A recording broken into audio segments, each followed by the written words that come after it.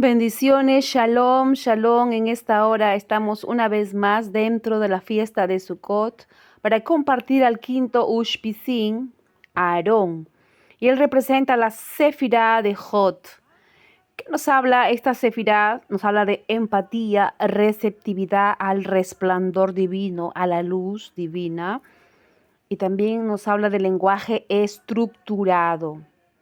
Entonces, recordemos que Aarón hablaba bien, tenía buena elocuencia, por eso se convierte en el vocero de Moshe y por ende es el vocero de llevar el mensaje del Eterno, porque Hashem le dijo: Moshe, tú serás como yo, como Dios, y él será profeta. Él es el que iba a hablar a Faraón cuando entrasen a hacer la labor de liberación a la nación. En los procesos que hubo fue en la primera parte.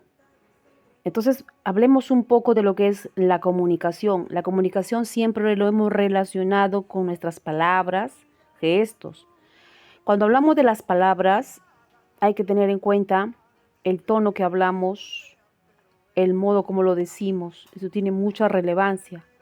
La comunicación, puedo comunicar yo una verdad de manera firme, puedo comunicar una verdad de manera pasiva, pero también puedo comunicar una verdad de manera agresiva. Y según cómo yo manifieste un mensaje, puedo llegar, puedo atrapar a otra persona o puedo hasta fragmentarlo.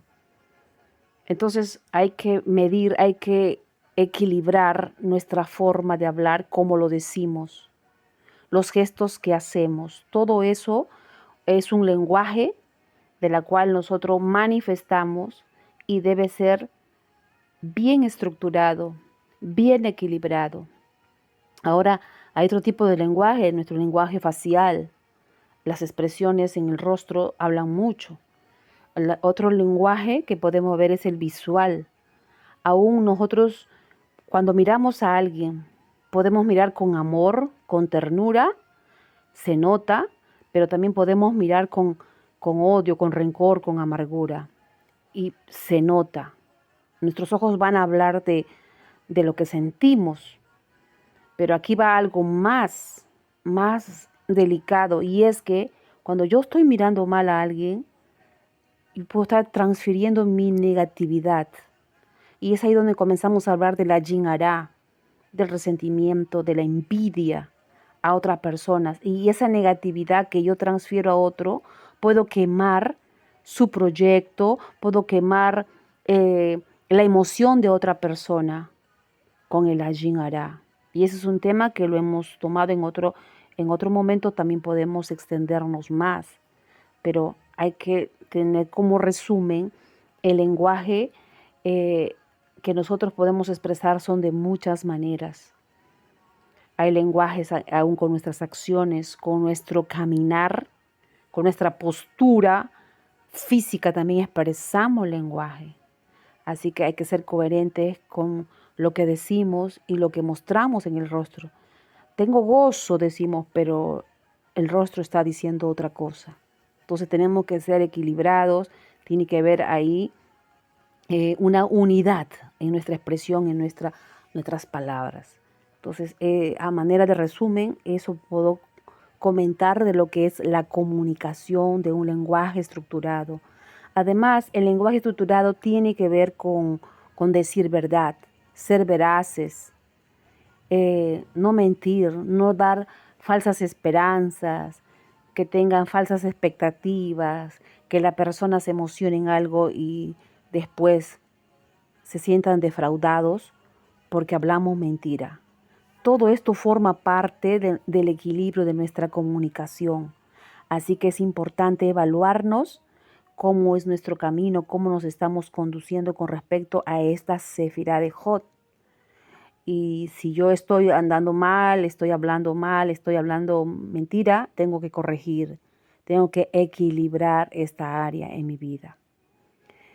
Sigamos hablando de Aarón. Es un personaje muy importante que nos menciona la Torá, un personaje que tiene un rol en la liberación de de Israel, porque si hablamos de jerarquías, vamos a encontrar a Moshe como cabeza principal, vamos a encontrar después a Aarón, vamos a encontrar a Nadab, a Abiú, los hijos de Aarón que de un murieron y quedaron los otros 2 hijos más de Aarón, ¿no? Entonces, y después están los sabios de Israel, del pueblo.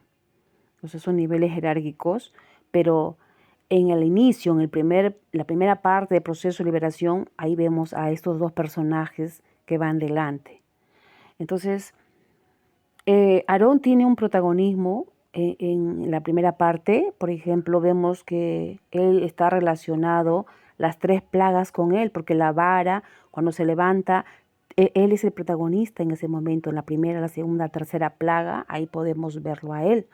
Entonces, él era un hombre que lo respetó Israel, tenía un grado, la gente lo quería, lo amaba por su rango mismo que tenía. Cuando la palabra dice Dios habló a Aarón, ya estamos hablando que él tenía un alto rango de profecía, que Dios le hable a través de cualquier forma, cualquier agente, cualquier canal que el Eterno usaba, pero ya estaba hablando, estaba trayendo el mensaje divino hacia aquí, hacia la persona directamente. Ya estamos hablando de un personaje que era muy elevado por su canal de conexión con el Eterno, cosa que no era con todo el mundo. Y hablamos ahora de Aarón de esta manera porque él tiene que entrar a hacer su servicio. La única persona que entraba era él como sumo sacerdote al lugar santísimo. Tenía privilegios, también tenía responsabilidad. No solamente es que él era visto como un favorito de Dios, no, sino que en esa investidura que él recibe también hay una gran responsabilidad. ¿Por qué? Porque él tenía que representar al pueblo para pedir perdón al Eterno, y si también el Eterno no perdonaba, pues entonces él tenía que caer delante del Eterno. Entonces esto es algo muy importante recalcarlo. Él, en su vestuario podemos ver los pectorales, su vestimenta, cada ornamento que tiene él, los nombres de las tribus aquí en sus hombros. Todo eso tiene una representación espiritual, profética, es una sombra del mundo espiritual aquí a la tierra. Su significado aquí en el corazón, en la parte del pecho, tiene que ver con la nación de Israel. Y no podemos decir que estamos exentos, porque nosotros conocemos que al ser injertados nos elevamos a ese nivel Israel, que nosotros al ser injertados al olivo natural recibimos por los méritos de Yeshua los privilegios de disfrutar de la savia, de la sustancia, y nos nutre a nosotros, que abrazamos Torah, que abrazamos el testimonio de Mashiach. Entonces, vemos ahí esa indumentaria y que tiene mucha relación con el mundo espiritual y también para nosotros. Y así vemos un personaje muy importante, muy respetado. Algo también que resaltar en su vida es que la familia que él va a construir nos refleja los valores que él tiene. Pues al observar a quien él va a elegir como compañera, a qué familia se apega nos indica los ideales de Aarón. O sea, él no se casa con cualquier mujer que yo encuentro por ahí que no respeta mandamientos, no hace cosas que el Eterno le agrada, sino que él busca justamente en la posición misma que él se encontraba, también busca algo de ese nivel.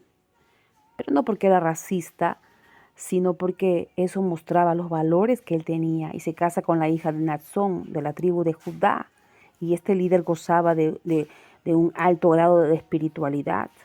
Así que estaba eligiendo algo de buena influencia, algo que complemente, algo que le va a ayudar en ese ministerio que él tiene. Ahora, eso mismo nos enseña a nosotros a que podamos rodearnos de gente de luz, de gente de influencia. Y eso no quiere decir que yo me voy a apartar de gente que no tiene mucha luz o que tiene llamas.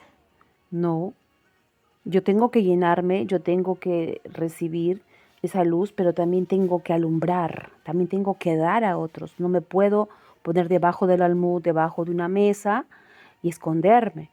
Tengo que influenciarme, no gente que me domine, sino gente que sea de buena influencia para mi crecimiento, para fortalecerme y así poder yo dar luz en medio de la oscuridad. Entonces, vemos ciertas cosas que nos están ayudando cuando analizamos su vida.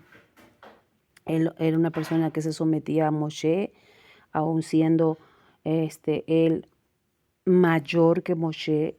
Él hacía lo que Moshe le decía. Si él decía, quédate aquí, voy a subir al monte, él se quedaba frente a como líder juntamente con Ur. Subió con él juntamente. Y él no se rebela contra su hermano ni contra su autoridad, a pesar que Moshe era menor. Cuando él llega de Egipto, lo recibe con gozo, con alegría. Aarón se alegra. Siendo menor, él se somete y eso es un gesto de humildad. Ver que mi hermano menor puede ser una persona que el Eterno ha apartado para cumplir cierta función que me va a ayudar a mí. Ver que es una persona que tiene menos años y que yo soy mayor y que me puede ayudar.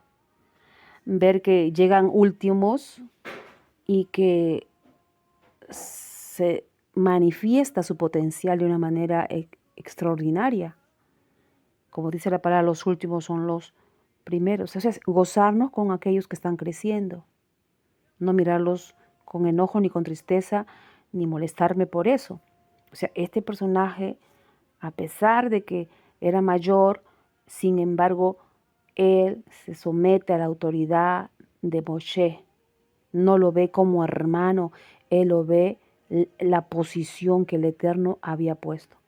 Cuando nosotros miramos a alguien como hermanos, por ejemplo, yo tengo mi esposo y el esposo, tú eres mi esposo y nuestra vida es así. Pero cuando nosotros miramos la ubicación que mi esposo tiene como cabeza y yo lo respeto, el mundo espiritual me va a respaldar porque yo estoy honrando la posición, el manto de esa persona. Y esto es muy importante resaltar. ¿Por qué? Porque Yeshua no hizo muchos milagros, porque lo miraban a él como un hombre común, como un hombre que decían, si será que viene de Dios. Así dice, él dice que viene de Dios. Lo miraban como hijo de José, lo miraban como hijo de pueblo, que de allí va a salir algo bueno. Entonces, cuando uno mira a la persona así, tú eres mi hermano, tú eres mi hermana, y no hay un respeto a la posición, no va a haber mucha manifestación de luz que porte esa persona hacia la otra. No va a haber, porque no hay esa honra. Pero cuando respetas el manto, allí se recibe luz, se recibe mucha luz. Por eso que siempre es importante el respeto y la honra. Y eso no hace menos a nadie. Eso nos ayuda a escalar. Estos son principios que se manejan en el mundo espiritual. Son principios divinos. La honra, el reconocimiento, la humildad, el perdón, etc. Entonces aquí vemos a un Aarón respetando el manto de su hermano. Aarón, voy a ir a una encomienda, voy a ir a subir al monte Sinaí. Quédate a cargo con Ur. Él se quedó a cargo. Se quedó porque sabía que él podía cumplir esa función. Subió 40 días. Y aquí hay una historia que nos narra el Midrash con respecto a estos dos. En la primera vez que sube Moshe arriba al monte, se queda Aarón con Ur. Y el Midrash nos cuenta algo, nos relata de que el pueblo los Ereb Rab que habían venido de Egipto, los que llegaron a pasar con el pueblo de Israel, no todos fueron Israel. Hubieron muchos Ereb Rab, muchos extranjeros, muchos que se habían apegado, se habían hecho amigos, y hay mucha gente también que quería el poder que se movía en la vida de Moisés. También había gente que también seguía esos poderes porque vio las plagas, los milagros. Hubieron mucha gente. Entonces, esa mezcla de gente incitó al pueblo, a gente que era de pueblo, de Israel, contaminados con ese pensamiento, esa idolatría, aún con la cultura egipcia, eh, en instigar que le hagan un becerro de oro. Y el Midrash nos dice que fueron tan exigentes que Ur dijo: yo no voy a hacer nada.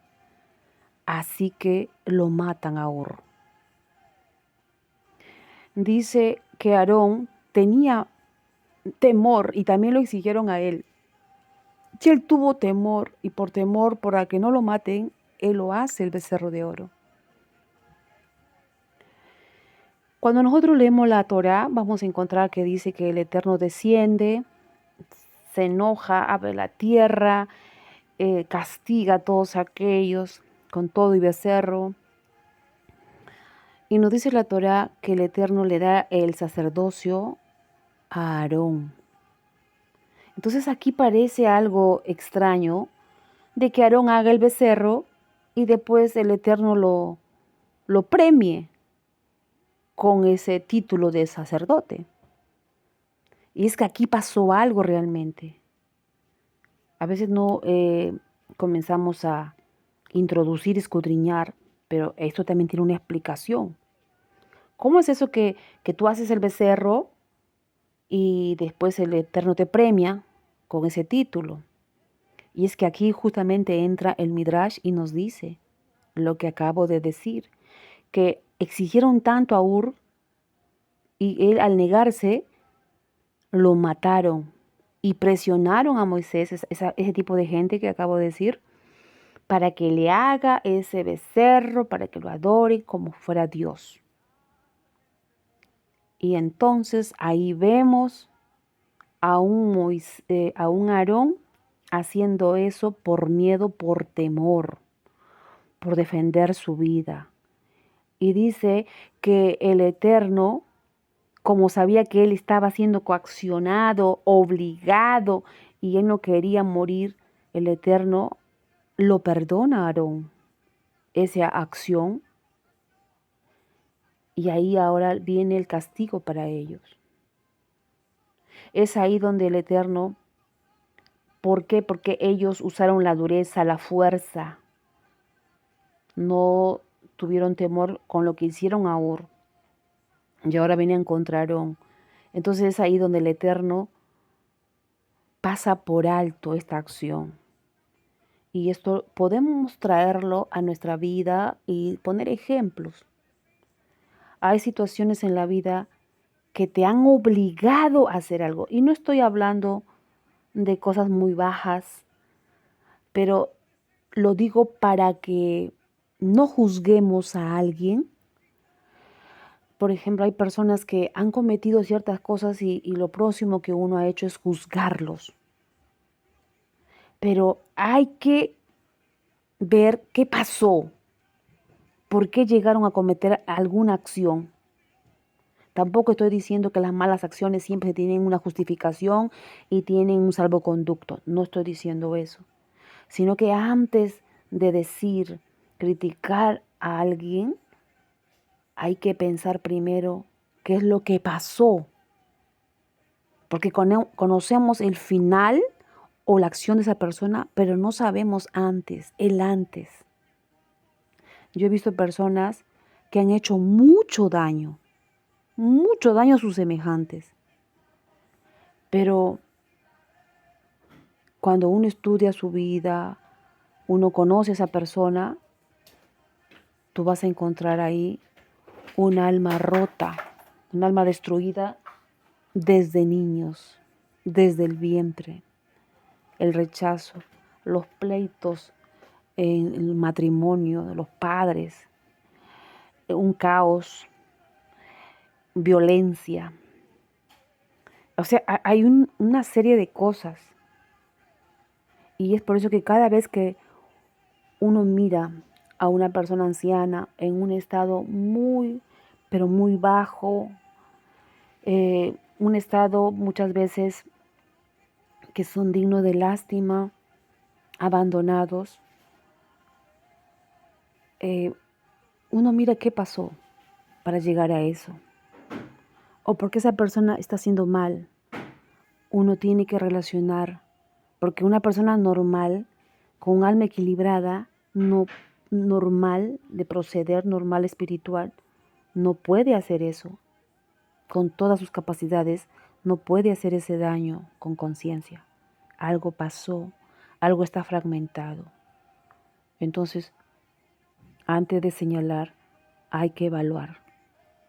Y es más, muchas veces tenemos que hacerlo pasar por alto. Y así nosotros estamos haciendo nuestra propia terapia de no hablar, de no usar la shonara. Hacemos una terapia. Y esto, lo que pasaba con él, es por eso que el Eterno le perdona, dice este Midrash. Y es ahí donde le da el sacerdocio levítico, ahí es donde nace, ¿no? Y el Eterno le da el castigo a quien lo recibieron, en este caso a los que le obligaron y a todos aquellos personajes que tuvieron que ver con esta acción de idolatría. Bueno, me voy a quedar hasta aquí.